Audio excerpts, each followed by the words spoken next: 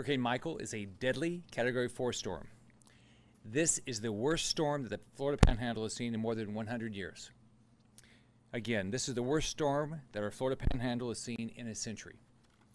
Hurricane Michael is upon us, and now is the time to seek refuge. Hurricane Michael has already taken lives in Central America, and the either storm will make landfall on Florida's Panhandle in just a few hours. We expect conditions across the Panhandle to begin deteriorating rapidly. We have spent the past few days traveling the areas of the state that Michael will impact, warning people to evacuate. Now the storm is here, it is not safe to travel across the Panhandle. If you are in a coastal area, do not leave your house.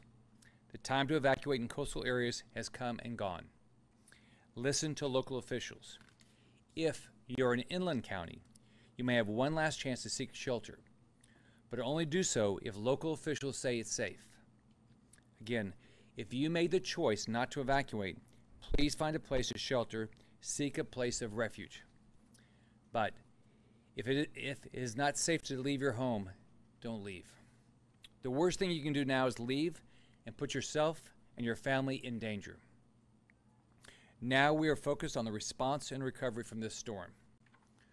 We have 54 shelters open across the Panhandle and Big Bend. More will open depending on need. As soon as Michael passes, we will have a massive wave of response and support coming down and around the Panhandle. We'll have more than 1,000 search and rescue personnel deploying immediately after Michael passes. We now have 3,500 National Guard members activated and staged. These soldiers are absolutely ready to help. 135 Fish and Wildlife Commission officers are ready for deployment and will respond with a variety of specialized equipment, including shallow draft boats, ATVs, airboats, and four-wheel drive vehicles. The Florida Highway Patrol has pre-positioned 100 troopers and has nearly 300 troopers available for deployment across the Panhandle. They have transitioned to 12-hour shifts as part of the response. Law enforcement will also be manning bridges to make sure that when conditions become too dangerous, the bridges are closed. Listen to these officers.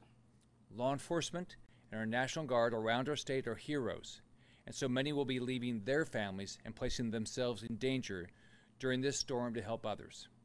We are so grateful for their dedication.